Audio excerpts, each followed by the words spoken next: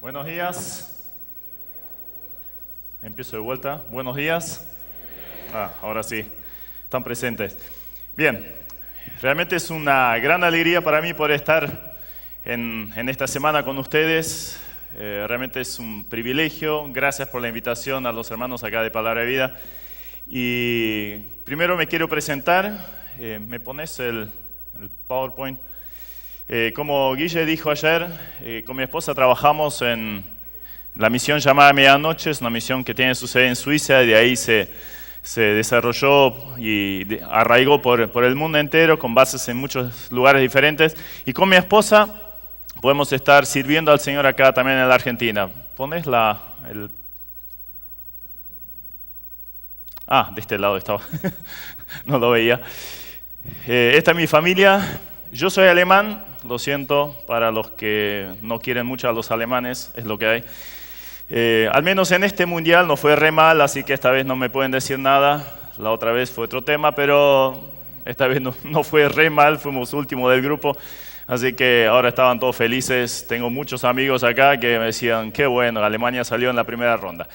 Pero mi esposa es uruguaya. Uruguay avanzó mucho más en el mundial.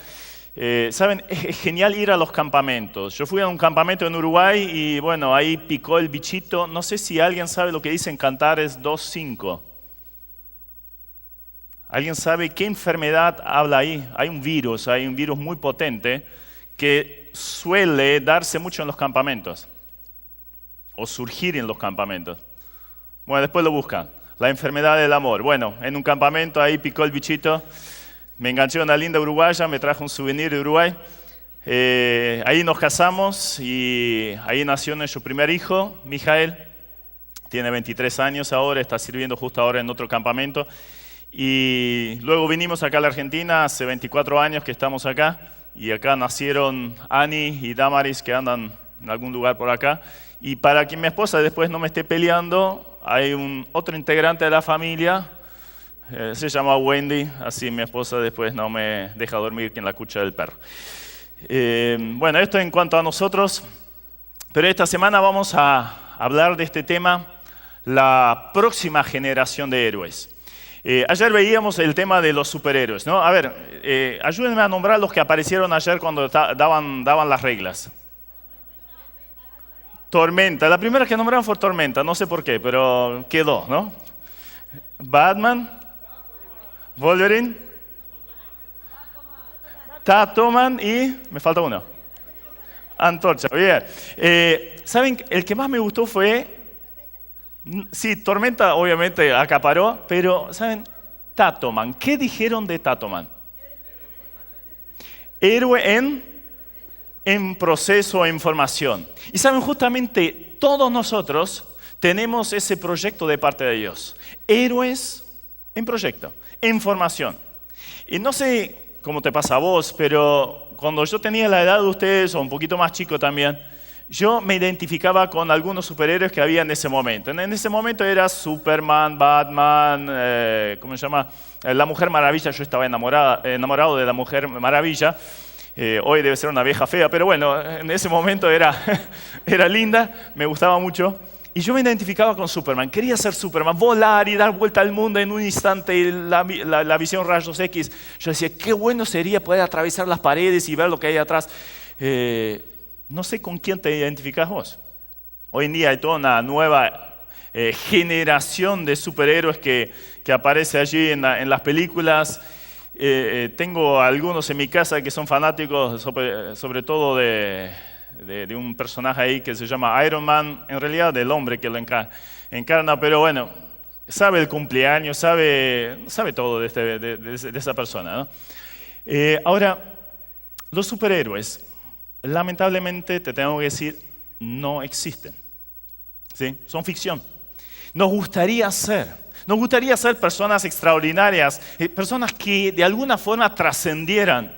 Bueno, ese es el proyecto que Dios tiene con tu vida. Y lo vamos a ver a través de personajes. En las semanas anteriores ya estuvieron viendo varios personajes acá. Y a mí me toca un personaje llamado José. José del Antiguo Testamento, porque hay un José, bueno, de hecho hay varios Josés en la Biblia. Uno fue el padre adoptivo al menos de del Señor Jesús, pero vamos a hablar de José del Antiguo Testamento. Y la historia empieza con un jovencito de 17 años, un joven que fue diferente, un joven que Dios usó en gran manera. Y vamos a estudiar a lo largo de estos días varias características de este muchacho. Y vamos a ver cómo no se requiere superpoderes para ser alguien especial. Se requiere simplemente de una compañía, una relación fundamental para poder ser especial. Y eso es lo que todos nosotros tenemos disponibles. Todos tenemos esa posibilidad dada de parte de Dios para ser entonces superhéroes. Y vamos a ver entonces varios temas relacionados con José. Esta mañana vamos a ver José superando las injusticias. José superando las injusticias. ¿Cuántas injusticias caen en el mundo? Los últimos días nomás. No sé si vieron el desborde ahí de esa represa en Brasil, esa avalancha de barro que arrasó con, 200 personas fácil, desaparecieron ahí bajo el barro. Injusticias. Estos días hablaba con una chica que fue abusada por el hermano. O sea, el hermano la violó cuando era chiquitita. Injusticias de la vida. Tengo un excelente amigo que la esposa estaba manejando y muy bien, muy prudente siempre ella, y un borracho la choca de frente y la mata. Y quedó mi amigo con 2 hijos y la más pequeña tenía un anito. Quedaron huérfanos los chicos de madre. Entonces, injusticias, cosas que pasan a nuestro alrededor, que nos pasan a nosotros, ¿cómo las enfrentamos? ¿Necesito superpoderes? ¿Necesito ser un Superman, un Batman? ¿Necesito ser un Iron Man para encarar los problemas de la vida? Otro amigo que tiene problemas, deficiencias físicas, porque los papás o la mamá cuando lo tenía en la panza lo quiso abortar y le salió mal. Y así podría seguir con una serie de cosas que quizás hasta vos estés pasando, a las que vos estás expuesto. Ahora, ¿cómo enfrentarlo?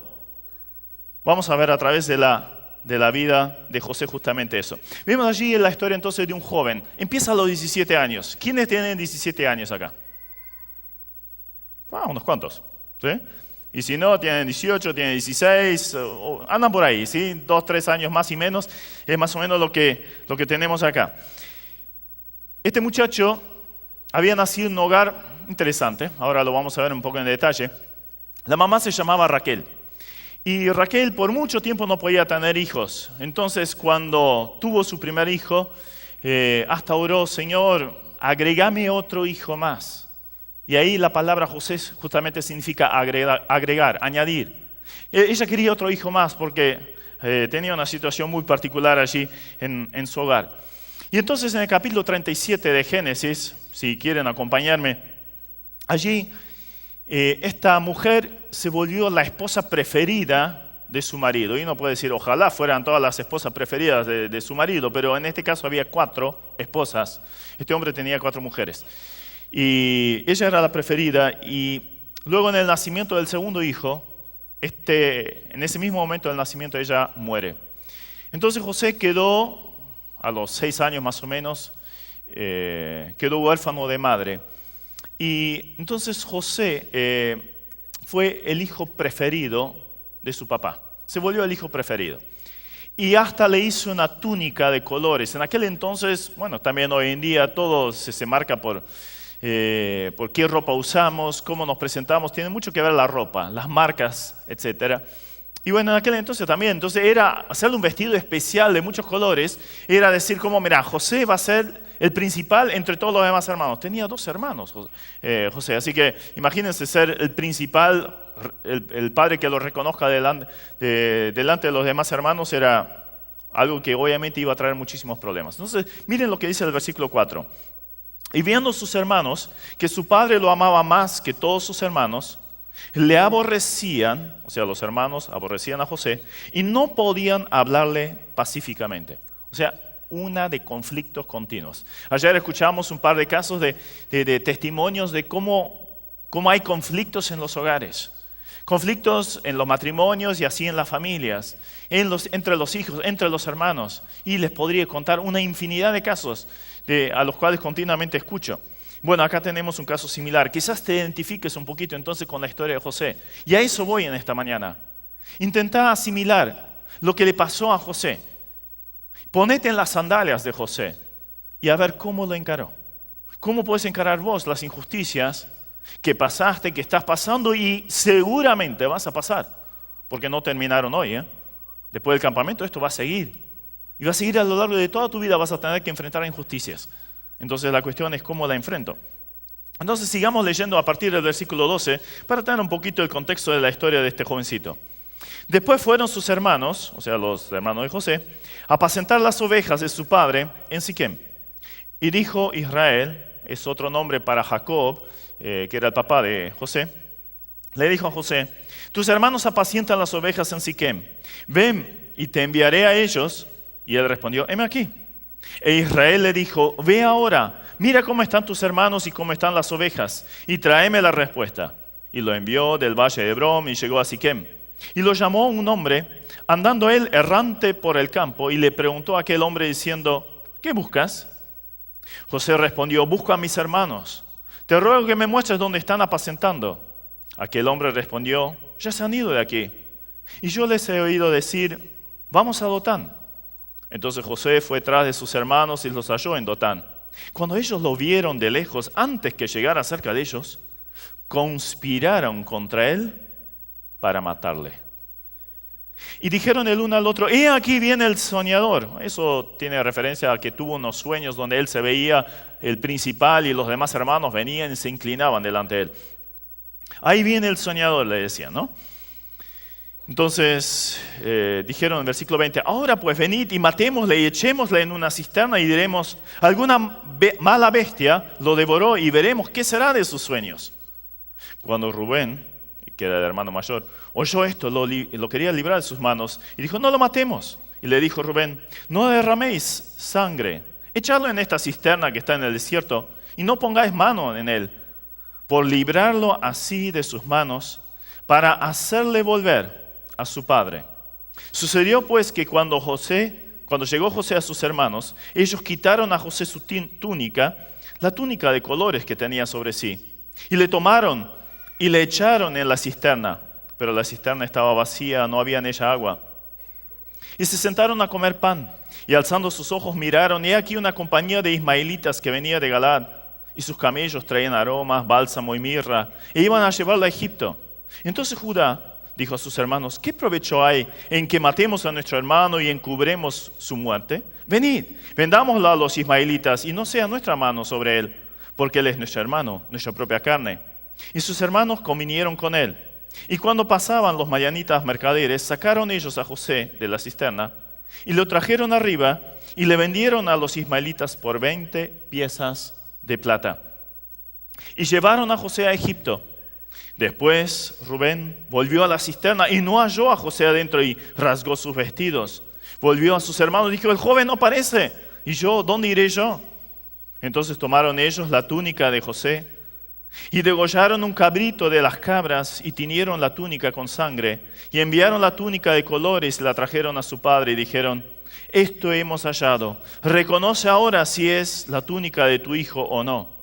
Y él la reconoció, dijo: la túnica de mi hijo es, alguna mala bestia lo devoró. José ha sido despedazado. Entonces Jacob rasgó sus vestidos y puso cilicio sobre sus lomos. Eso era una forma de luto que demostraba en aquel entonces. Y guardó luto por su hijo muchos días.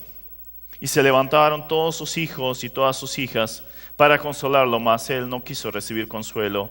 Y dijo: descenderé enlutado a mi hijo hasta el Seol. Y lo lloró su padre. Y los madianitas lo vendieron en Egipto a Potifar, oficial de Faraón, capitán de la guardia. Acá tenemos entonces una breve historia de un jovencito que la pasó muy mal. Y ahora vamos a ver algunos problemas que tuvo que pasar este muchacho. Problemas inexplicables, problemas que humanamente hablando decís: pero ¿por qué le tuvo que pasar esto? Y ahora ponete en la sandalia de José. ¿Por qué a mí? ¿Nunca te preguntaste eso? ¿Por qué me tocan todas a mí? Bueno, veamos un poquito lo que le pasó a José. Veamos un poquito el contexto, la familia en la cual vivía este muchacho. Y vas a decir, y no es tan mala la mía. Bueno, tenía una serie de injusticias que sufrió. Injusticia en primer lugar en su familia. Si analizamos un poquito lo que fue la familia de José y vos decís, tengo problemas en mi familia, mira, José probablemente las tenía más. Era una familia ensamblada. Recién decíamos, era hijo de una de las mujeres, una de las. Jacob estaba casado con 4 mujeres. Se puede imaginar, si con una mujer ya hay conflicto, a veces, ¿no? Obviamente en mi matrimonio eso nunca pasa. Imagínense con 4 mujeres. Menos mal que Dios inventó el matrimonio y es de a 2, o sea, hombre y mujer y nada más.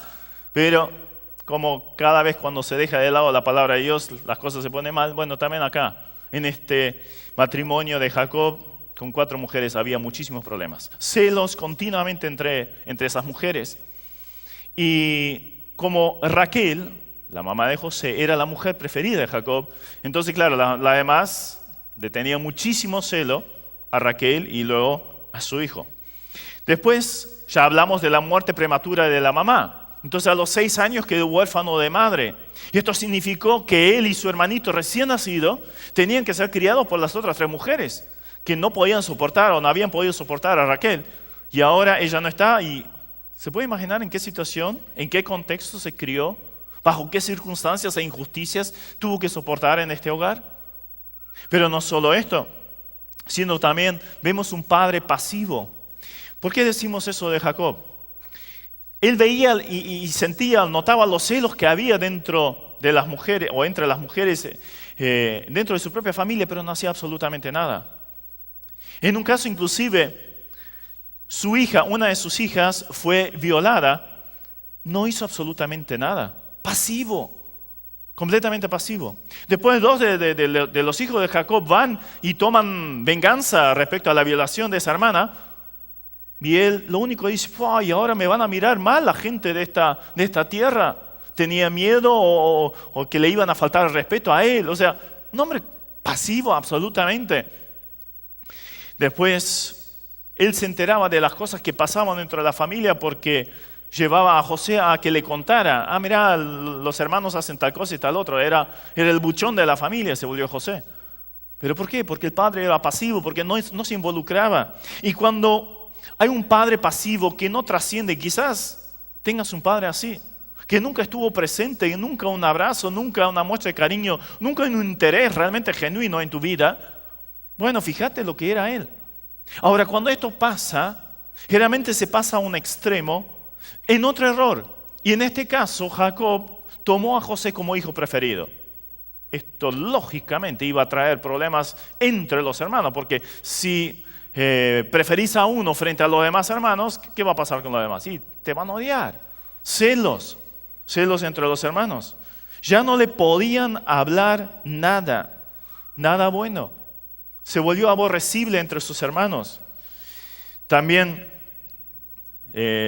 intentaron matarlo.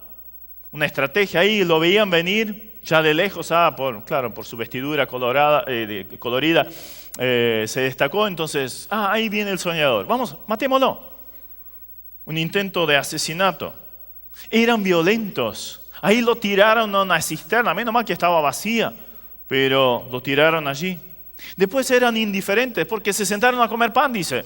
Mientras el pobre hermanito estaba ahí en un pozo, ellos comiendo como si nada. Y ahí vienen los ismaelitas, era una caravana de camellos allí que llevaban mercadería para vender en Egipto. Y ahí a uno se le ocurre decir, pero mira, en vez de tenerlo ahí en el pozo, en vez de que nosotros lo matemos, ¿por qué no lo vendemos como esclavo? Acá somos 10 hermanos. Si lo vendemos por 20 monedas de plata, entonces ¿qué pasa? Y tenemos 2 monedas cada uno. O sea, eran unos flores interesados. Y para colmo, no tenían que echarle mano a él, no tenían que matarlo. Ya siendo esclavo, eso no duraba. La vida de los esclavos generalmente era muy corta. Eran material básicamente descartable. Bueno, esta era la realidad de los hermanos, de la familia de José. Entonces, injusticias infinitas allí. Después la injusticia del desarraigo. ¿Por qué? Porque José fue sacado de su familia, de su tierra, de su idioma, llevado a Egipto, un idioma diferente, gente que no conocía, una religión que obviamente no adhería. Allí estaba José. El desarraigo. Hay algunos jóvenes que por cuestiones de estudio tienen que salir de su tierra, de su familia, de su entorno a una ciudad diferente, pero acá fue algo obligatorio, fue arrancado de allí. Y para colmo, cuando los sacan, se los llevan los ismaelitas, José imploraba con una profunda angustia y los hermanos contando la plata nomás. Injusticia de la esclavitud. Allí es vendido en Egipto a un tal Potifar. Potifar aparentemente era un título dado al jefe de los verdugos en Egipto. O sea, el encargado de capitar gente, a las personas que no se comportaban o tenían algún delito, el encargado de ejecutarlos era justamente este Potifar. Hace unos días salió en un diario una entrevista de un verdugo en Pakistán.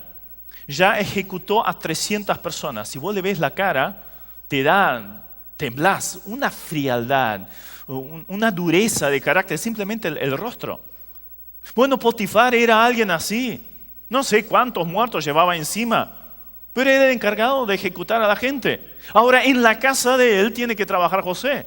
Yo me imagino tener un jefe así de duro y el látigo, y los primeros días, ¿sabes cuántas veces lo sentía José? Entonces no solo el desarraigo, sino la esclavitud. Yo pienso que una esclavitud moderna es el tema de la trata de blancas.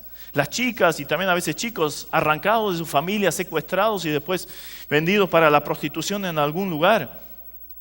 Era la realidad de José, es lo que estaba viviendo. Injusticia, la esclavitud. Después fue acusado injustamente, eso lo vamos a ver mañana.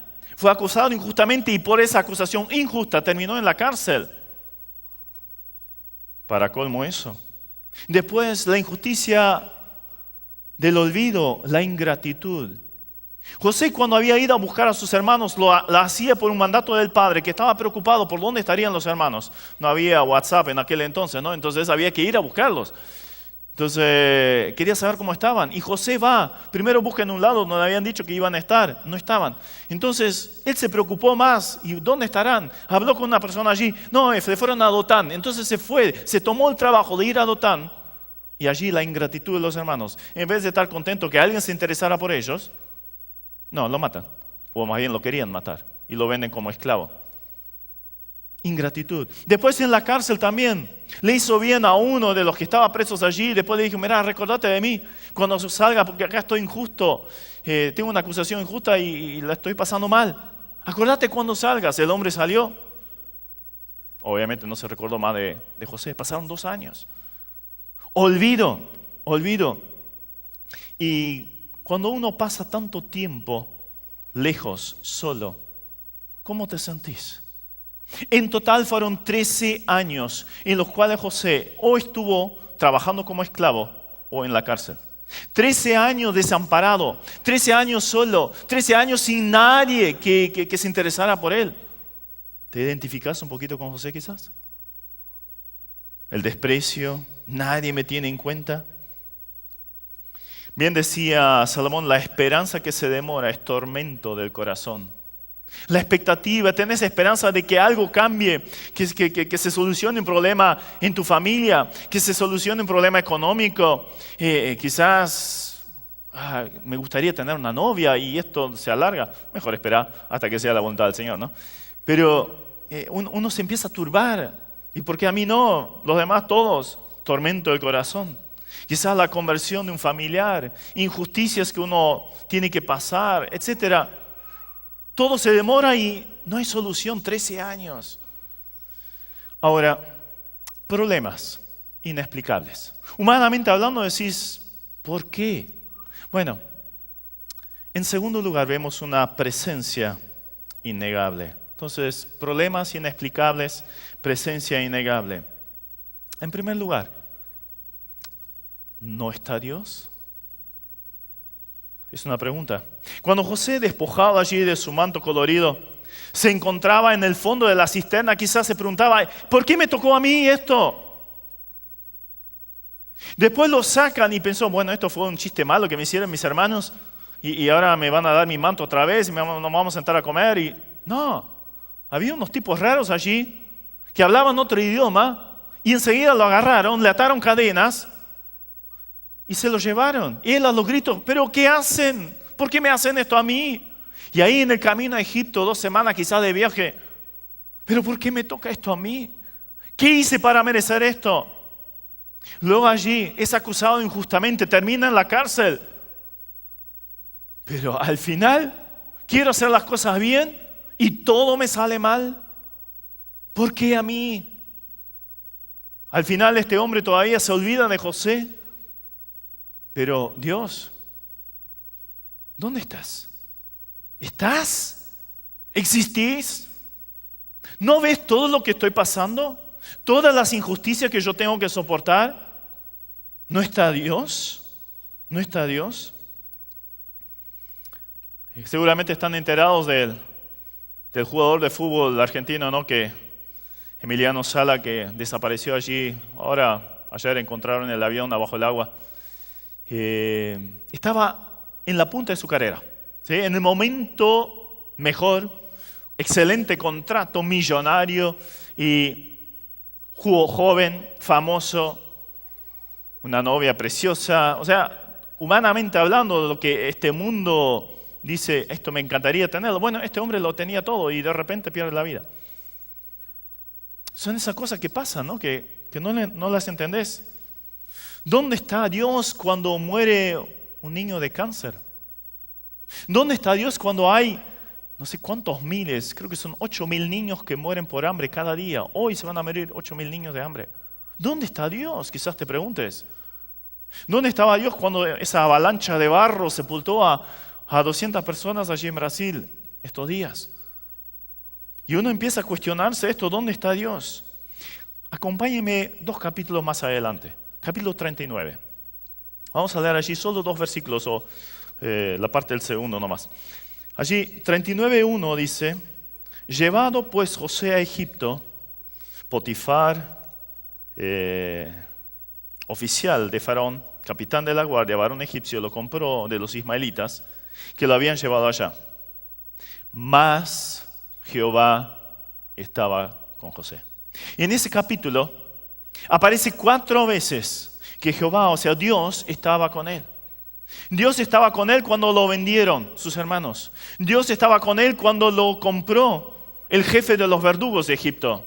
Dios estaba con él cuando fue echado injustamente a la cárcel. Y Dios estaba con él, dice, cuando fue olvidado por este hombre al que había pedido ayuda. Dios estaba con él. ¿No está Dios? Sí está Dios. A pesar de las injusticias, sí está Dios. Quizás no lo veas, quizás no lo sientas, pero la Biblia es muy clara en decir que Dios siempre está. Está en tus injusticias, está a tu lado y quiere ser parte de esto, quiere ayudarte. Muchas veces Dios permite cosas en la vida justamente para que nos acerquemos a Él.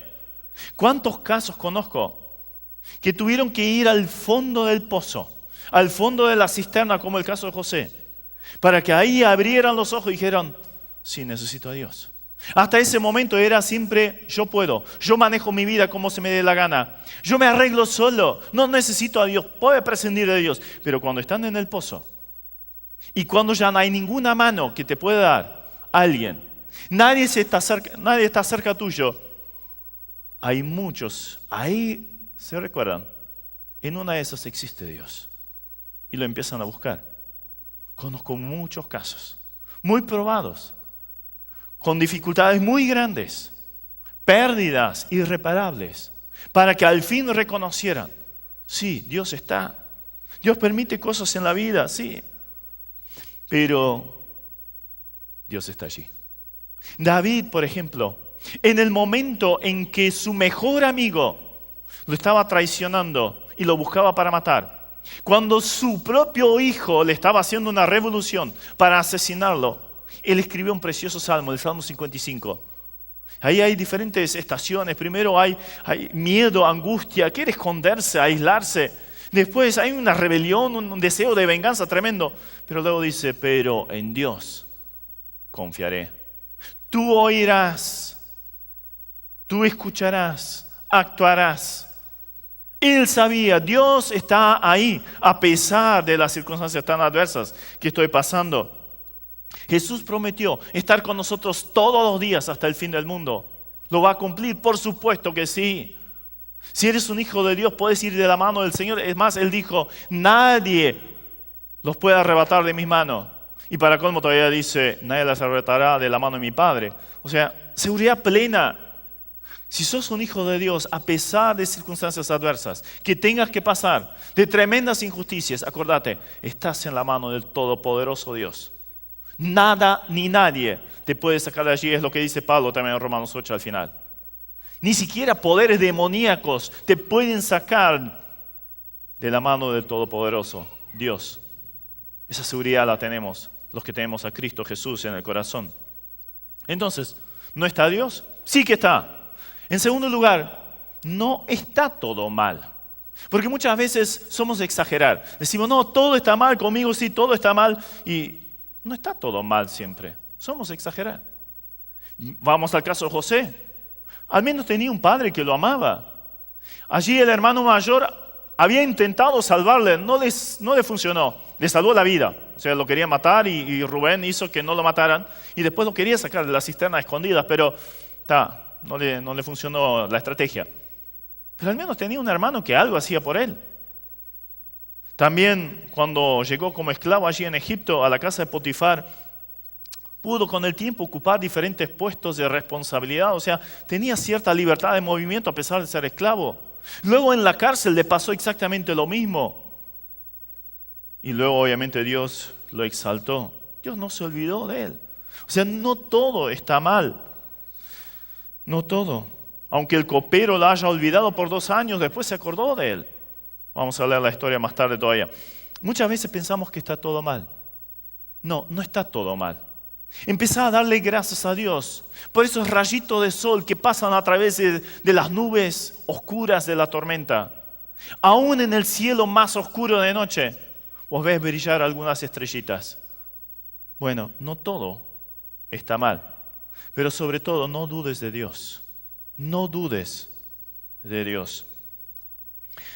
Muchas veces cuando uno ve la maldad, la injusticia en el mundo, o le toca a uno mismo, entonces uno empieza a cuestionar, ¿existirá Dios? Y yo era uno de ellos.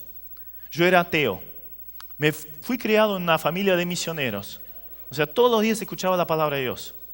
Pero llegó el punto en mi vida, en mi adolescencia, que dije, no, ¿por qué lo que mis padres creen tiene que ser la verdad? Hay tantas religiones en el mundo, ¿por qué la de ellos justo tiene que ser la verdad? Y me volví ateo, me empecé a juntar con amigos comunistas y la ideología comunista tiene como base justamente el ateísmo. Entonces empecé a negar a Dios. No, Dios no existe, y más con toda la maldad que hay, la injusticia, maltrato, abusos, enfermedades, muertes de chiquitos y accidentes raros y cosas por el estilo. No, Dios no existe. Sí, Dios existe. Muchas veces se usa justamente ese cuestionamiento. Si al haber tanto dolor, un Dios de amor puede existir. Y se dice o se usa como argumento para decir que no. ¿Sabes de dónde viene el dolor? La enfermedad, inclusive la muerte. Vino de la razón de la independencia del hombre de Dios o del ser de Dios. Dios había hecho al hombre, a la mujer de una forma perfecta. De hecho, inclusive había hecho al diablo en forma perfecta. Lucifer, ¿sí? El lucero de la mañana, había sido creado perfecto, pero le dio la voluntad o la libre voluntad de elegir. Y tanto Satanás, como Adán y Eva en su principio, por su libre voluntad de elegir, dijeron, no necesitamos a Dios, prescindimos de Dios y hacemos lo que se nos dé la gana. Y así no fue. Todo el desvarío, toda la maldad, todo el pecado, todo dolor, toda enfermedad e inclusive la muerte, viene como consecuencia del pecado. De que el hombre dijo, no necesito a Dios. Ese es el origen del mal, no es Dios. Ahora, vemos toda esa injusticia que tuvo que pasar este pobre muchacho y decimos, sí, bueno, algo tendrá, alguna solución habrá. Sí, mira, no dudes de Dios. No dudes de Dios. Llegará el momento que aún el peor pecado que hayan cometido va a ser juzgado. Los pecadores que no se arrepienten van a ser juzgados por Dios porque Dios es justo. Él es santo y como tal también va a tener que juzgar cualquier pecadito que no quedó sin resolver aquí en la tierra. Va a ser juzgado. Todo dolor que uno pueda haber pasado, Dios enjugará toda lágrima de los ojos de ellos. Dice, el Dios de toda consolación va a consolar, puede consolar todo dolor que hayas pasado. Lo veo continuamente. De hecho, lo estoy experimentando. Entonces, esa es la realidad. No dudes de Dios. Dios está ahí y te quiere extender la mano. Es esa mano que te quiere sacar del pozo y te quiere llevar a la luz. Pero queremos ver, cómo sigue la historia. Teníamos problemas inexplicables, una presencia innegable. Dios estaba ahí, lo dice claramente, y un propósito incuestionable. Existen personas, y de hecho conozco a una muy cercana a mí, que cuando empezamos a ver una película de acción, o más bien ¿cómo se llama? Un drama, entonces necesariamente tiene que saber cómo termina la película, si termina bien. Entonces mientras estamos mirando la película, googlea a ver cómo termina la película. O sea, se espolea la película. Yo nunca hago eso. Pero bueno, esa persona sí, la quiero muchísimo. Es mi esposa, por las dudas. Siempre, mientras estamos mirando la película, está googleando a ver si termina bien. Ahora, expoliemos la película de José. Vayamos al final. No soy a hacerlo, pero viene bien con este tema.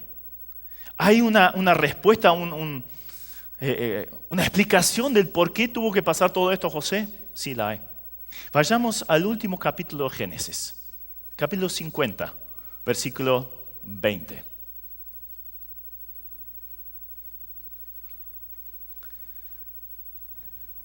Allí José le dice a sus hermanos, después de que hay un reencuentro con ellos, vosotros pensasteis mal contra mí, mas Dios lo encaminó para bien, para hacer lo que vemos hoy, para mantener en vida a mucho pueblo.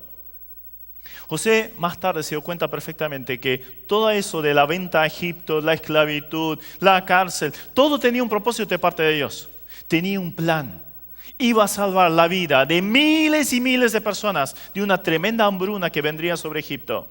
Dios estaba preparando un siervo capaz, de que conocía la sociedad en la cual estaba viviendo.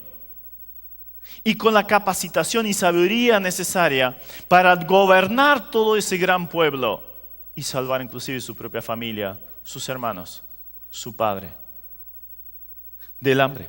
Entonces Dios tenía un propósito. Entonces Él dice, mas Dios lo encaminó para bien, usó lo malo para bien. Un hombre muy conocido entre los que leen libros y teología, decía, Dios nos susurra en nuestros placeres. O sea, una vocecita bien suavecita, cuando la estás pasando bien. Habla en nuestra conciencia. Nos grita en nuestros dolores. Justamente cuando la estamos pasando mal. El dolor es el megáfono, el parlante de Dios para despertar a un mundo sordo. Muchas veces Dios tiene que gritar, y lo grita a través de ¿qué? De situaciones adversas. Recién ahí despertamos. De además, hacemos como si Dios no existiera. Vivimos nuestra vida como si no existiera Dios. No nos interesa Dios. Y a veces Dios nos tiene que sacudir. Tiene que mandar un rayo del cielo para despertarnos. Bueno, acá tenemos uno que fue despertado sin lugar a duda. Dios tenía un plan con su vida. Tuve la oportunidad varias veces de subir a un mismo volcán. Un volcán que está activo. Y cada tanto hace erupción. Cada tanto el lava baja por las laderas y quema todo, arrasa con todo. No queda una plantita, mata todo, quema todo. Y la última vez que subí a ese volcán, hacía unos cuantos meses que había sido la última erupción. Y entonces la lava con el tiempo se va solidificando. Se enfría se va solidificando. En algunas partes todavía se veía un vapor, un calor que subía, donde había unas grietas, pero ya se podía caminar arriba de esa lava seca. Pero ya en los bordes pasó algo interesante. Algo que había sido arrasado por el fuego. Vos sabés que cuando corre lava no queda ningún ser vivo. Esto es tan caliente, es roca líquida que corre por allí, así que olvídate de los 100 grados del agua en ebullición, no, o sea, no sobrevivís si pones el dedo ahí, ¿no? Pero empezaron a hacer una plantita. Y es interesante, justamente, cuando hay una erupción volcánica, la lava cuando se va desintegrando, se vuelve en un suelo muy fértil. Bueno, eso es lo que pasa a Dios. Lo que utiliza Dios a veces, erupciones volcánicas, cosas realmente tremendas en la vida para hacer brotar algo luego maravilloso. Una plantita Dios está sembrando allí en tu vida, en medio de la dificultad, de las injusticias, de las pruebas. Hace 2 años, más o menos en esta fecha, estaba en un campamento y una chica vino a hablar conmigo y me contó su historia. Había sido tocada por la palabra y se dio cuenta que su vida era un desastre. Había metido la pata mal muchísimas veces, pero hasta el fondo. Después de una charla y la seguí por los años, ella pudo restaurarse, salir de ese pozo del pecado en el cual se había metido. Decisiones equivocadas que había tomado. Había deshonrado muchísimo a sus padres, a su familia, al Señor, etc. Fue restaurada. Hace unos días atrás, una semana atrás, la volví a ver. Y enseguida nos pusimos a un costado a charlar y le pregunté, ¿cómo andás? Y ahí me contó, no, ahora ando re bien, gracias a Dios, ando muy bien en los caminos del Señor. Y ahí me preguntó con un dejo de tristeza, me dijo, Esteban, ¿habrá posibilidad que Dios me utilice a mí, a pesar de todas las metidas de pata que me mandé? En base a la historia de Pedro y de David, personajes también de la Biblia, esos héroes de la Biblia, que tuvieron sus grandes metidas de pata, les mostré que justamente Dios quiere restaurarla inclusive para el servicio, como le dijo a Pedro, ahora apacienta mis corderos, apacienta mis ovejas, a pesar de que lo había negado.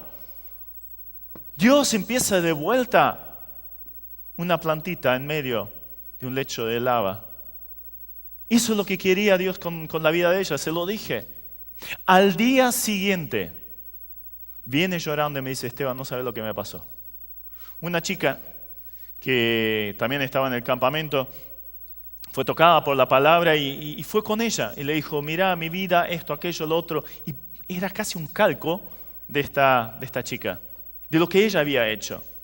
Entonces le dijo, mira, sé que me tengo que arrepentir. Digo, de hecho me arrepentí de mis pecados, pero ahora quiero desandar ese camino. Tengo que hablarlo con mis padres, lo tengo que hablar en la iglesia. Tengo terror a esa realidad, pero ¿me acompañás en ese trayecto de la restauración? Esta chica estaba feliz. Se puso a llorar con la otra. Se dio cuenta que su vida, las cosas que ella había pasado, inclusive por decisiones propias equivocadas, a pesar de todo lo malo, Dios la estaba usando. Tengo un excelente amigo, ayer hablaba con él. Perdió a su hija jovencita. Y hoy está trabajando en una organización que justamente ayuda a familias que han perdido a sus hijos. Ahora puede ayudar, ¿por qué? Porque pasó por lo mismo.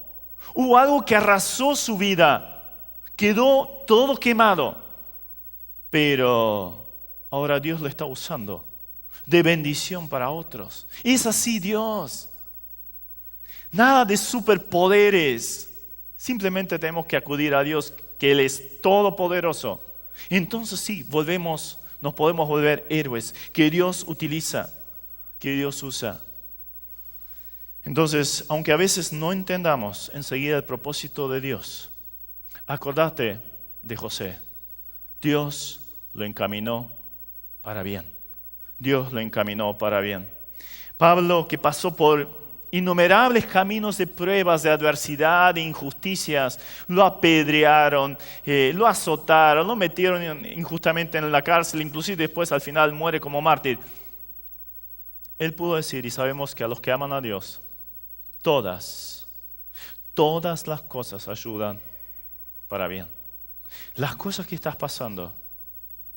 Mira, tenés un Dios grande que está al lado tuyo. No dudes de Dios. Es más, acércate a Él. Él está hablando con un parlante gigantesco a tus oídos a través de las cosas que puedan estar pasando. Te quiere sacudir, levantar del sueño. Y luego el Señor te va a usar. En gran manera vas a ser una bendición para muchos. Mas Dios lo encaminó para bien. También tu vida. Simplemente es decir, Señor, acá está. Yo no puedo solo. Esto me supera. No lo entiendo. Pero sé que tenés un propósito también con mi vida. Oramos. Gracias, Dios, por tu palabra en esta mañana. Y Señor, conoces la situación de cada uno de los jóvenes, las chicas que están aquí. Hay muchos de ellos que ahora están pasando por graves problemas, injusticias. Sufrieron cosas casi innombrables, pero sabemos que tú estás presente. Tú estás acá. Tú estás al lado de ellos. Quizás era un llamado de atención para que pusieran sus ojos en ti. Se aferraran de tu mano para que, como muchas veces oraba David, los puedas sacar del pozo de la desesperación y ponerlos sobre la roca firme que eres tú, Señor. Que ahora puedan tomar tu mano, aferrarse de ella y seguir por la vida seguros de ti. Caminar tranquilos, con el alma llena de paz y consolados. Pero también con un propósito de ser de bendición a otros, ayudar a otros que están pasando por la misma situación. Bendice, consuela, levanta, haz nuevas las cosas que el enemigo, el pecado, ha destruido en la vida de mis queridos acá, Señor. En el nombre de Jesús. Amén. Dios los bendiga.